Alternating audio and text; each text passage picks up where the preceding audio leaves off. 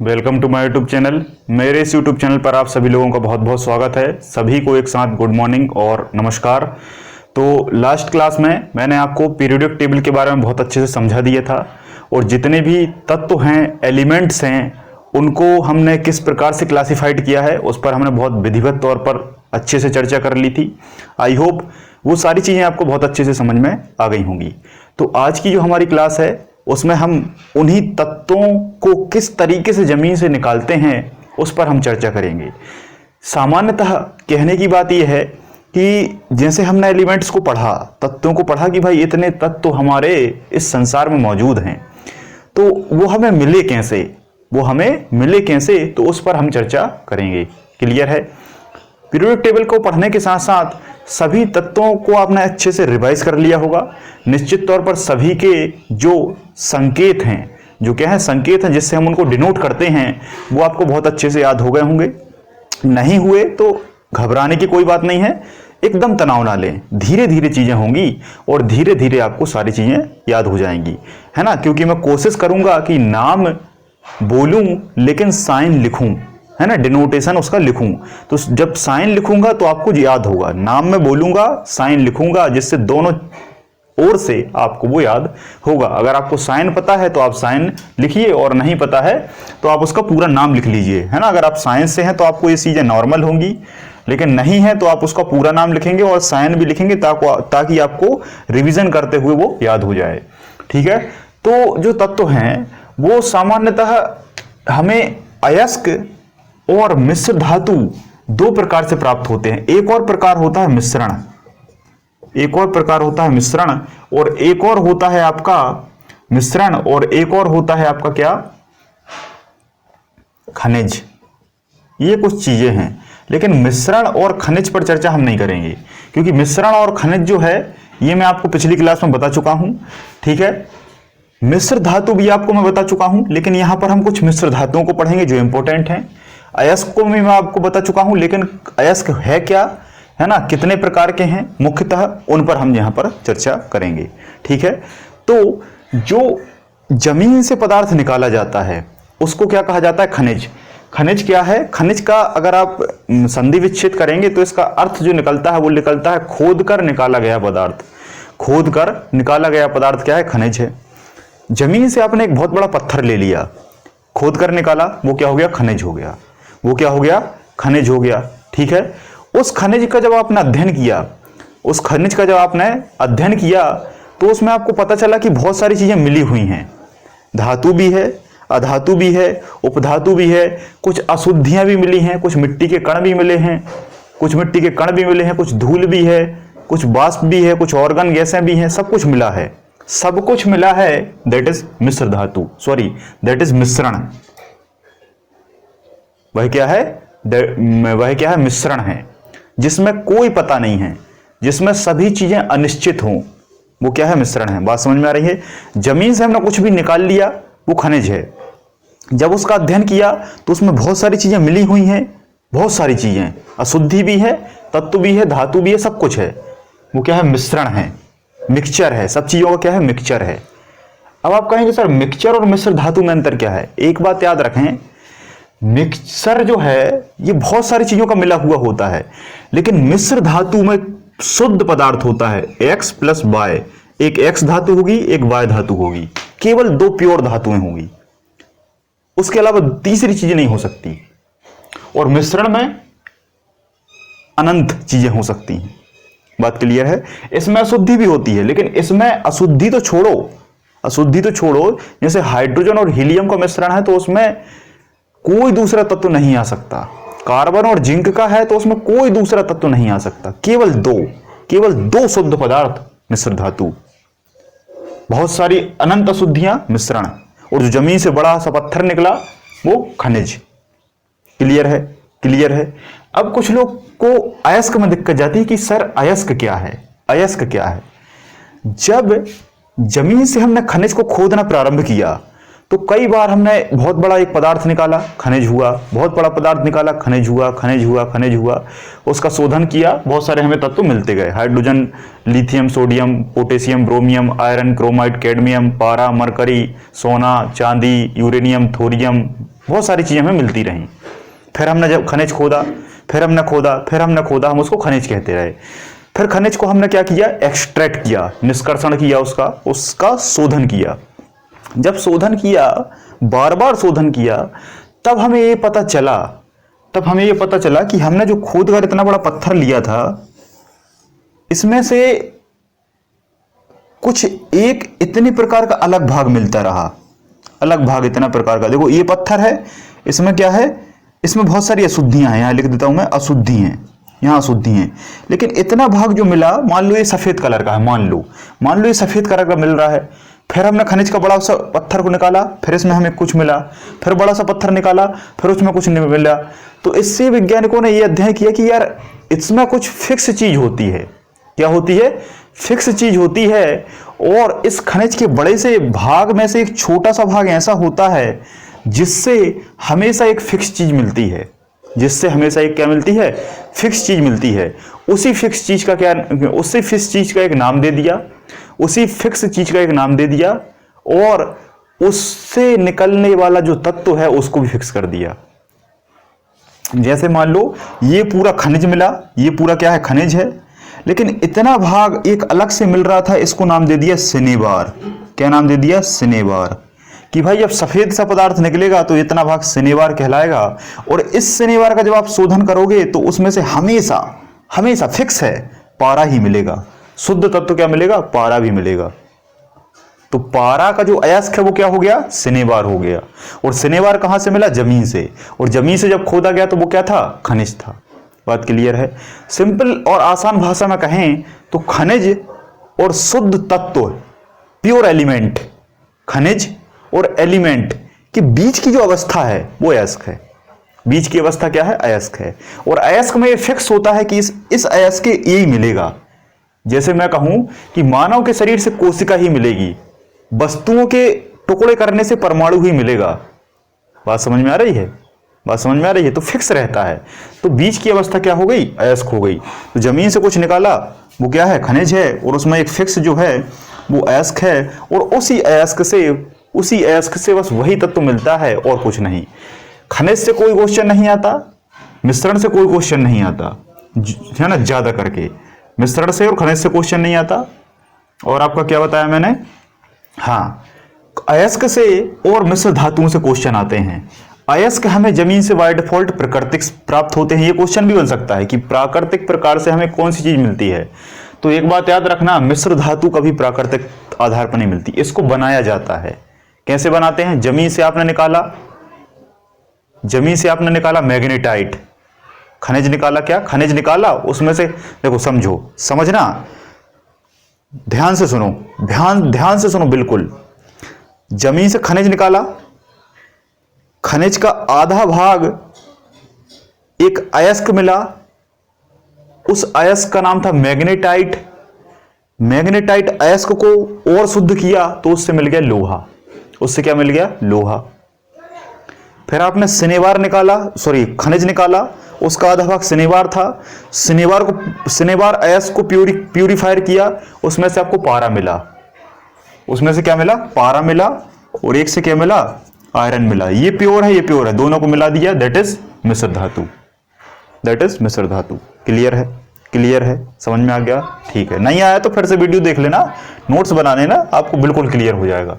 तो चलिए, सबसे पहले हम बात करते हैं अयस्क की। अयस्क खनिज से मिला, खनिज से जो हमने बड़ा भाग निकाला वो अयस्क है। अब कुछ अयस्कों के नाम जो एग्जाम में पूछे जाते हैं, तो ये आपको सीधा याद करना है। बस डाटा नहीं मिल पाता, लेकिन इसमें कोई समझा नहीं सकता। समझाने का जितना है वो मैंने समझा दिया है। अब आपको इसको बिल्कुल अच्छे से याद करना है। याद करने की कुछ ट्रिक बता देता हूं। पहली चीज, डिस्कस करिए, एक दूसरे से डिस्कस करिए, बार बार पूछिए एक दूसरे से, अगर आपका कोई साथी है तो। और अगर कोई साथी नहीं है तो रूम में बढ़िया सा चार्ट बनाइए, ड्राइंग शीट पर बढ़िया इनको लिखकर चिपका दीजिए। गारंटी देता हूं कि 10 या 15 दिन, 1 महीने में पूरा रट जाएगा। कोई भी चीज अगर जो आपको कठिन लगती है, कोई भी चीज जो आपको याद नहीं होती, उसका उसे ड्रॉ करिए बड़े से कागज पे, छोटे नहीं, छोटे को तो आप देखेंगे ही नहीं, जितना बड़ा हो सके उतना जल्दी याद होगा, जितना बड़ा होगा उतना जल्दी याद होगा, ये मेरी गारंटी है। रूम में लगाइए, कैसे याद नहीं होता मैं भी देखता हूं। सबसे पहले हम बात करते हैं एल्यूमिनियम की। एल्यूमिनियम को एल से दर्शाते हैं, बताने की जरूरत नहीं है। एल्यूमिनियम का एस का बॉक्साइड, कोरंडम, डायस्पार और क्रायोलाइट, है ना। अब इसका मैं ये कहूंगा कि स्क्रीनशॉट ले लो, 480 क्वालिटी पे स्क्रीनशॉट लेना, 480 वीडियो क्वालिटी में जाएंगे, 480 करेंगे, थोड़ा सा चल जाए फिर इसका स्क्रीनशॉट ले लो और इसको फिर आप लिख लेना, है ना। मैं एक बार बोल देता हूं। एल्यूमिनियम का बॉक्साइड है, कोरंडम है। कोरंडम कई बार एमपीजी के में आप पढ़ते होंगे कि कोरंडम यहां से मिला, फेल्सपार यहां से मिला, तो कुछ लोगों को फेल्सपार है, कोरंडम है, ये समझ में नहीं आते, लेकिन केमिस्ट्री पढ़ने के बाद सब समझ जाओगे। Bauxite, corundum, diaspore, cryolite. Feldspar इसका नहीं होता, अभी आगे बताऊंगा। एजी का मतलब होता है चांदी, चांदी, argentite, argentite, native silver, chlorargyrite, chlorargyrite, chlorargyrite, horn silver, horn silver, है ना। ये कमा करके लगते जाना। अर्जेंटाइट से मिलता है, नेटो सिल्वर से मिलता है, क्लोरो गायराइट से मिलता है और हॉर्न सिल्वर से मिलता है। कुछ लोग ये सोचेंगे कि सर आपने बोर्ड पर लिख लिया। बोर्ड पर इसलिए लिखा है ताकि वीडियो छोटा हो, ताकि वीडियो छोटा हो, बाकी मुझे ये सब पता है। जिंक, जिंक कहां से मिलता है? जिंक ब्लेड, पिंच ब्लेड नहीं, जिंक ब्लेड। पिंच ब्लेड से क्या मिलता है? यूरेनियम। आगे आगे बताऊंगा। जिंक ब्लेड से, जिंकाइड से, कैलामीन से और फिक्लमाइड से। किससे? फिक्लमाइड से। आयरन, लोहा किससे मिलता है? मैग्नेटाइट से। एक बात याद रखना, कुछ लोग मैग्नेटाइट में क्या समझते हैं कि जो मैग्नेटाइट है इससे मैग्नीज मिलता है या मैग्नीशियम मिलता है, जबकि गलत है। नाम मैग्नेटाइट जरूर है लेकिन उससे लोहा मिलता है। एक बात याद रखना, 3 नाम आपको हमेशा कंफ्यूजन देंगे, मैग्नेटाइट, मैग्नाइट और मैग्नेसाइट। मैग्नेटाइट, मैग्नाइट और मैग्नेसाइट, ये 3 नामों को कुछ लोग एक ही समझते हैं, लेकिन आज क्लियर होगा। मैग्नेटाइट लिखा है तो लोहा है, हेमेटाइट लिखा है तो लोहा मिलेगा, सिडेराइट लिखा है तो लोहा मिलेगा, लाइमोनाइट लिखा है तो लोहा मिलेगा और आयरन पायराइट लिखा है तो भी लोहा मिलेगा। मैग्नीज की बात करें तो मैग्नीज, देखो मैग्नाइट अब आ गया ना, ये मैग्नेटाइट है, ये मैग्नाइट है, मैग्नाइट से मैग्नीज और पायरालुसाइट, पायरालुसाइट से मैग्नीज। अब एक और नीचे है, ये है मैग्नीशियम। इसको आप चाहो तो तीसरे नंबर पर लिख लो इसके पास, ताकि ये याद हो जाएगा। मैग्नीशियम का एस का मैग्नेसाइट, मैग्नेटाइट लोहे का है, मैग्नाइट मैग्नीज का है और मैग्नेसाइट मैग्नीशियम का है, मैग्नीशियम का है मैग्नेसाइट। इसको मैग्नीशियम कार्बोनेट भी कहते हैं, ठीक है। दूसरा है डोलोमाइट मैग्नीशियम का, फिर है कार्नेलाइट और फिर है एप्सोमाइट, एप्सोमाइट, ठीक है। चलो फिर वापस आ जाते हैं कॉपर पर। कॉपर मतलब तांबा, तांबा कैसे मिलता है? क्यूप्राइट, क्यूप्राइट, क्यूप्राइट, एजुराइट, कैल्कोसाइड, मैकालाइट, कैल्कोप्राइट, कैल्कोप्राइट, ठीक है। आप पॉज कर करके सुन लेना। प्लम्बम, इसको सॉरी प्लम्बम भी कहते हैं, लेड भी कहते हैं और सीसा भी कहते हैं, है ना। 3 नाम है इस पीबी के, लेड, प्लम्बम और सीसा। एस क्या है? गैलेना, गैलेना कई बार वेरी वेरी मोस्ट आईएमपी कई बार पूछा है गैलेना। एंग्लेसाइट, पायरोटाइट, सीरूसाइट, सीरूसाइट। मैं बता रहा हूं कि इतने एस का आपको कहीं नहीं मिलेंगे। आप बहुत सारी बुकों को देख लेंगे, क्योंकि हम सारी बुकों को एक साथ सामूहिक करके पढ़ाते हैं, इसलिए डाटा से निश्चिंत रहें। एसएन का मतलब क्या है? एसएन का मतलब क्या है? जल्दी से बताइए कमेंट सेक्शन में। एसएन का मतलब आप बताएंगे, क्वेश्चन आपके लिए रहा कि एसएन का मतलब क्या है। इसका एस क्या है? कैसीराइट, क्या है? कैसीराइट। एचजी, एचजी मतलब होता है मरकरी, जिसे हिंदी में पारा कहते हैं। इसका एक ही है, इसका सिनेबार, सिनेबार का कभी फॉर्मूला पूछ ले तो HGS, सिनेबार।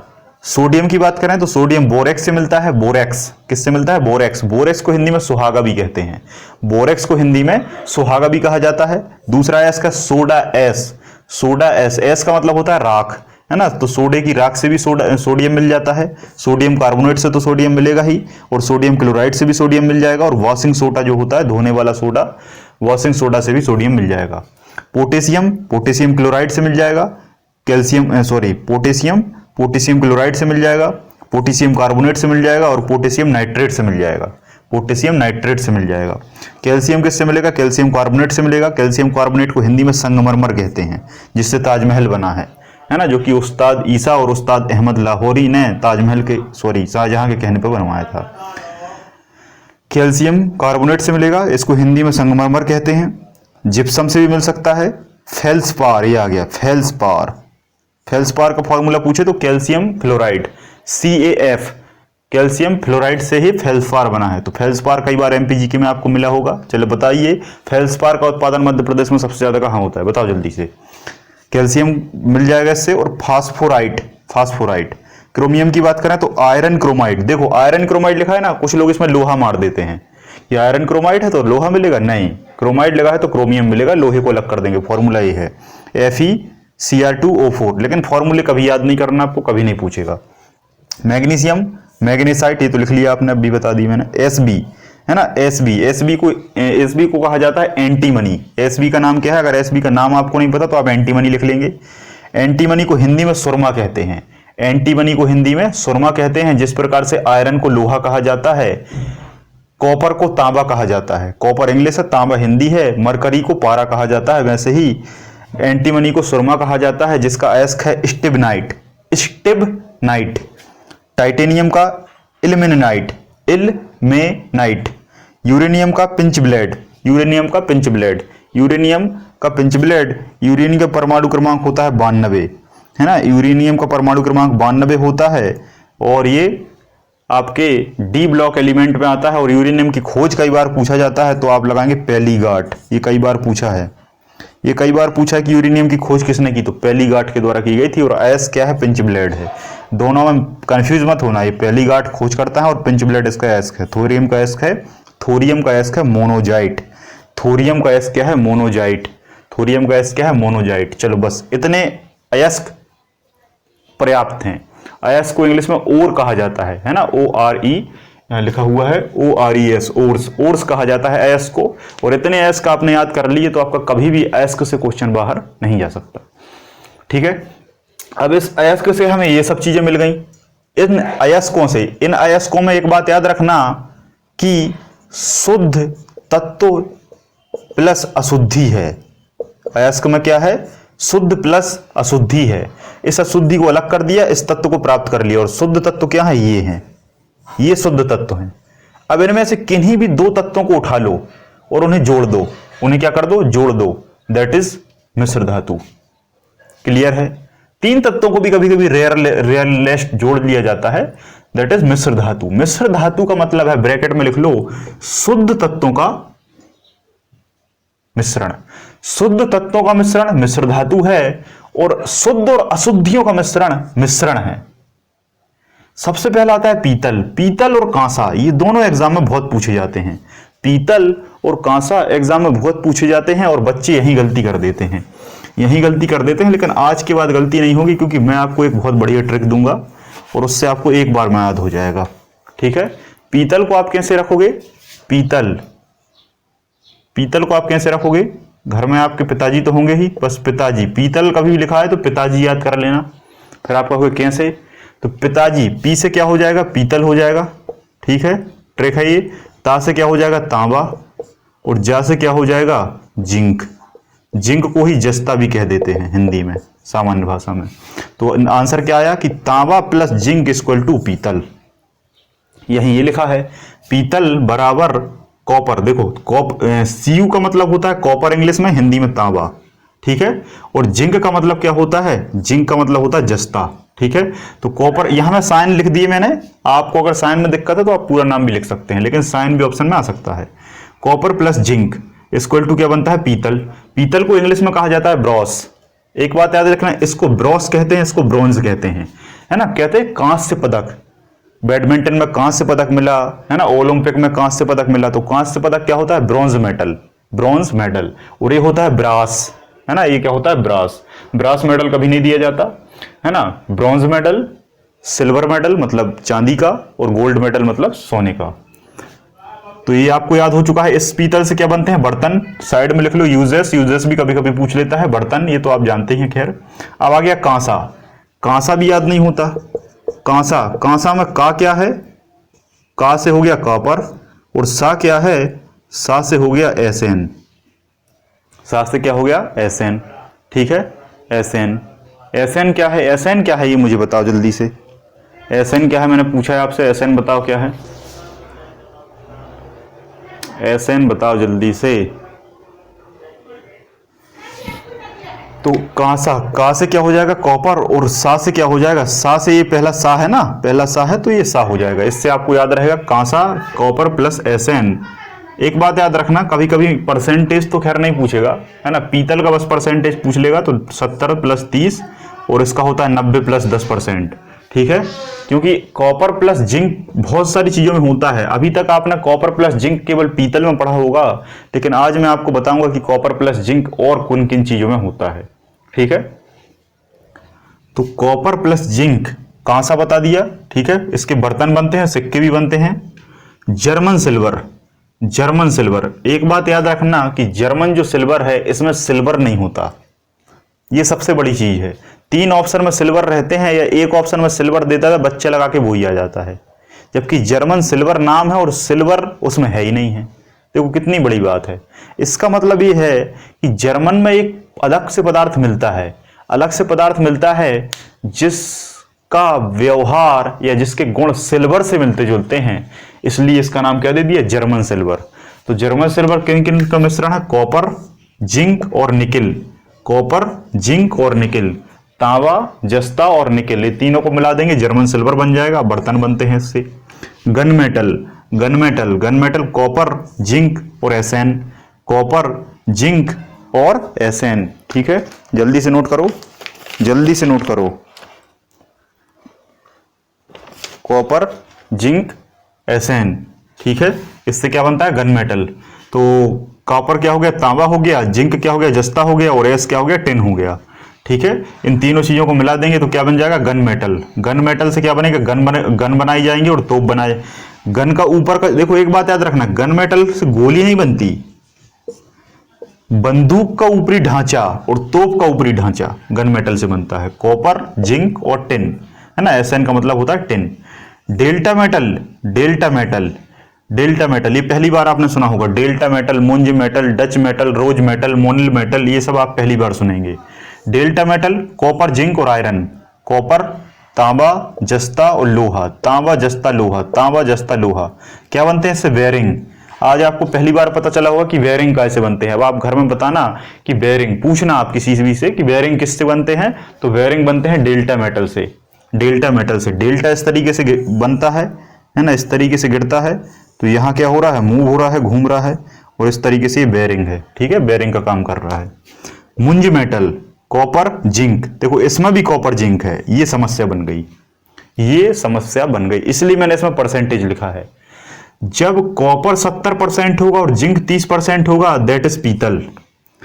जब कॉपर 60% होगा और जिंक 40% होगा, दैट इज मुंज मेटल, दैट इज मुंज मेटल। यहां से बच्चे बाहर होते हैं, यहां से एग्जाम में बच्चे बाहर होते हैं। ये है गोल्डन चीजें, ये है एडवांस चीजें। मुंज मेटल, कॉपर, जिंक 60-40 बनता क्या है? जहाज रानी, है ना, जहाज जो होते हैं, शिप वगैरह होते हैं, उनका निर्माण इस मुंज मेटल से किया जाता है। डच मेटल, डच मेटल में भी कॉपर जिंक है। ये देखो तीन चीजें मिल गई आपको, इसमें भी कॉपर जिंक है, इसमें भी कॉपर जिंक है, इसमें भी कॉपर जिंक है। इसमें कितना है? 80-20, इसमें परसेंटेज 80 कॉपर और 20 जिंक।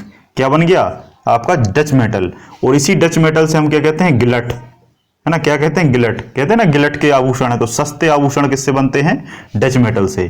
फिर आ गया monel metal, monel metal, copper nickel, copper nickel 70-30, copper nickel. रासायनिक संयंत्र बनते हैं ना, रसायन में, रासायनिक प्रयोगशाला में जो यंत्र होते हैं ना, उनका निर्माण निकिल प्लस कॉपर से होता है।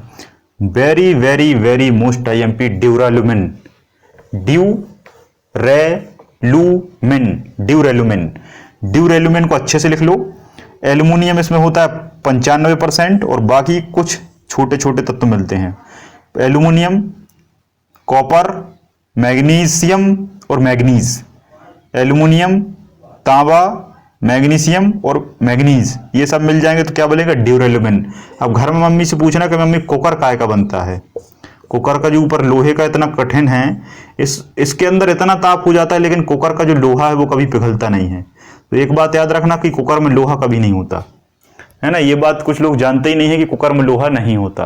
कुछ लोग ये समझते हैं कि कुकर में ही लोहा होता है और मजबूत लोहा होता है, इसलिए कुकर कभी टूटता नहीं है। तो ये सरासर झूठ है। तो आप बताना कि एक्चुअल में क्या है, उसमें ड्यूरेलुमिन है और एक्चुअल में उसमें एल्यूमिनियम है ना। ये एल्यूमिनियम यहाँ दिख रहा है ना, ड्यूरेलुमिन, लुमिन, एल्यूमिन, एल्यूमिन, इस तरीके से बाकी ये मिला रहता है। फिर है मैग्नीलियम, मैग्नीलियम, मैग्नीलियम में एल्यूमिनियम प्लस मैग्नीशियम। मैग मतलब मैग्नीशियम और नेलियम मतलब एल्यूमिनियम। देखो नाम में ही सब कुछ छुपा है। इसमें ड्यूरेलुमिन एल्यूमिनियम छिपा है, इसमें भी मैग्नीशियम प्लस एल्यूमिनियम छिपा है, इक्वल टू मैग्नीलियम। हवाई जहाज का ढांचा कई बार पूछा है, हवाई जहाज का ढांचा कैसे बनता है? तो हवाई जहाज का ढांचा मैग्नीलियम, और मैग्नीलियम ऑप्शन में ना हो तो ड्यूरेलुमिन। आप कहेंगे क्यों? क्योंकि ड्यूरेलुमिन से कुकर तो बनता है, लेकिन ड्यूरेलुमिन से कुकर के साथ साथ हवाई जहाज भी बनता है।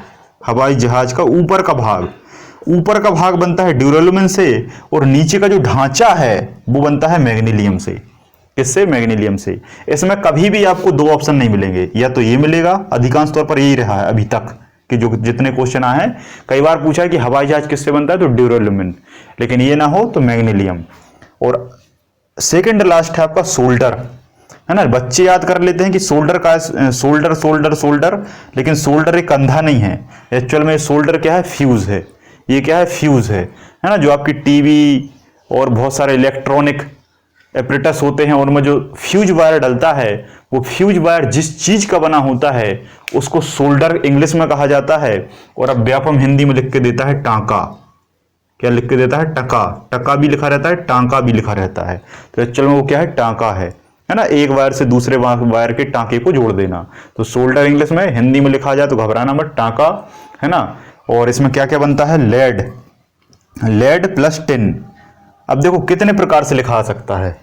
सोल्डर का जो निर्माण कंपोजिशन है वो कितने प्रकार से लिखा आ सकता है। पहले तो लिखाएगा Pb प्लस SN, फिर लिखा सकता है सीसा प्लस टिन, फिर लिखा सकता है lead plus tin, lead plus tin, lead सीसा, फिर लिखा सकता है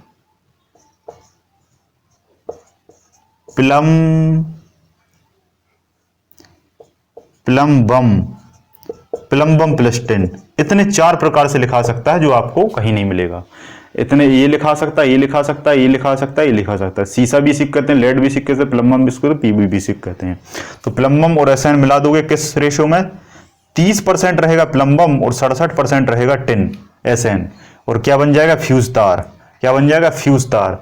कभी कभी शोल्डर ऑप्शन में ना हो और केवल लेड हो तो लेड लगा देना। इस लेड अकेले का भी फ्यूज तार बन जाता है, लेकिन बनाते नहीं है, थोड़ी अशुद्धि मिलाते हैं ताकि कठोर हो जाए, है ना। कई बार आ सकता है कि शुद्ध फ्यूज तार, शुद्ध फ्यूज तार कैसे बनता है? तो शुद्ध बनता है केवल और केवल प्लम्बम से, शुद्ध फ्यूज। लेकिन शुद्ध फ्यूज कभी बनाया नहीं जा सकता। शुद्ध फ्यूज बना देंगे आप, आज टीवी में लगाओगे और कल तक ये नहीं चलेगा और गल जाएगा। क्यों क्यों क्यों गल जाएगा? क्योंकि शुद्ध है। सोना कभी शुद्ध नहीं होता, ये आपको पता है। सोने में अशुद्धि मिलाई जाती है तांबे की। क्यों मिलाई जाती है? क्योंकि सोना इतना मुलायम है, आटे जैसा, कि अगर उसको शुद्ध रखेंगे तो उसके जो आभूषण हैं वो फैल जाएंगे, टूट जाएंगे, बिल्कुल आटे जैसे हो जाएंगे। इसलिए उसमें अशुद्धि मिला दी जाती है ताकि कठोर हो जाए। तो शुद्ध फ्यूज प्लम्बम अकेले का होता है, लेकिन इसमें हम टिन मिला देते हैं, तब ये स्टेबल रहता है, ताकि ये गलता नहीं है। और ये तभी गलता है जब बहुत ज्यादा वॉट की बिजली आती है। आज तक आपने फ्यूज के बारे में ये दोनों चीजें सुनी होंगी, लेकिन आज मैं बताता हूं कि फ्यूज तार सोल्डर के अलावा रोज मेटल से भी बनता है। किससे बनता है? रोज मेटल। ये आपको पहली बार पता चला होगा। रोज मेटल से कैसे याद रखोगे कि टीवी आप रोज देखते हो, टीवी आप रोज देखते हो, बिल्कुल देखते हो टीवी। तो टीवी रोज देखते हो, तो टीवी रोज देखते हो, तो टीवी में क्या होता है? फ्यूज डला होता है, ये सब जानते हो। टीवी रोज देखते हो मतलब रोज मेटल। फ्यूज किसका बनता है? रोज मेटल। जब ये ऑप्शन में ना हो तो, है ना, ये ऐसा तो होगा नहीं, ये ऑप्शन में ना हो तो रोज मेटल लगाना। रोज मेटल किससे बनता है? तो इन दोनों चीजों को एज इट इज उतार दो। ये उतार दिया, लेड भी उतार दिया, टिन भी उतार दिया। बस इसमें हमने एक चीज और मिला दी, BI, दैट इज बिस्मिथ। इसका नाम क्या है? बिस्मिथ। बिस्मिथ तत्व मिला देंगे, रोज मेटल बन जाएगा और इसका भी फ्यूज तार बना दिया जाता है विभिन्न कंडीशनों में। तो आज का इस लेक्चर बहुत ही इंपॉर्टेंट है। टोटल फैक्ट बेस लेक्चर था। यहाँ पर मैंने किसी भी प्रकार की आल जलूल बातें नहीं की हैं, सारी बिल्कुल फैक्ट पे बातें की हैं। पहले से लिख लिया था, कम समय लगा है, आधे घंटे में B2 बन गया। ठीक है, तो इस तरीके से आपका प्यार मिलता रहेगा। आप सभी लोग हमारे वीडियो को देखते रहें, और आपसे एक गुजारिश है कि वीडियो अच्छा लगे तो अच्छा कमेंट करें, वीडियो बुरा लगे तो बुरा कमेंट करें, वीडियो बीच का लगे तो बीच का कमेंट करें, जैसा भी लगे कमेंट करें, उसमें कोई दिक्कत नहीं है। बस हम थोड़ा सा सुधार करेंगे जहां कमी है। जहां कमी है आप बताइए, हम सुधार करेंगे और बेहतर करेंगे। और जो आपकी इच्छा है उसको भी बताएं, उस पर भी हम वीडियो बनाने का प्रयास करेंगे। और आपसे एक छोटी सी गुजारिश है कि इस वीडियो को अपने स्टेटस पे जरूर डालें, व्हाट्सएप स्टेटस पे, और अपने फेसबुक पे शेयर कर दें। आपका 5 सेकंड का समय, आपका 5 सेकंड का समय हमें बहुत बेहतर बना सकता है। 5 सेकंड का समय लगेगा, आपका कुछ नहीं जाएगा, क्योंकि आप इतना समय व्हाट्सएप फेसबुक में दे ही देते हैं, लेकिन उससे हमें सपोर्ट मिलेगा और हम आपके लिए इस तरीके से बहुत सारी चीज़ें खोज के लाएंगे, ताकि आपकी वैकेंसियों में आने वाले क्वेश्चन आप सही कर सकें। तो आपसे हाथ जोड़कर गुजारिश है कि हमारे लेक्चर को देखें और उन लोगों तक पहुंचाएं जिन लोगों की इसकी ज़रूरत है। ठीक है, हो सकता है पता नहीं कौन एक व्यक्ति आपके 5 सेकंड के प्रयास से उसकी 5 पीढ़ी सुरक्षित हो जाए। मैं आपको बता रहा हूं कि एक जो गवर्नमेंट जॉब का व्यक्ति होता है उसका जो प्रभाव है वो लगभग 5 पीढ़ियों तक रहता है। 5 पीढ़ियों तक रहता है। और अगर एक महिला सक्सेस हो जाए तो उसका प्रभाव 7 पीढ़ियों तक रहता है। 7 पीढ़ियों तक रहता है। ऐसा क्यों? इसके लिए आपको हमारा जो वीडियो है वो देखना पड़ेगा। पूरे वीडियो आपको सब समझ में आ जाएगा। ठीक है, तो कृपया शेयर करें, लाइक करें, सब्सक्राइब करें। जय हिंद, जय भारत।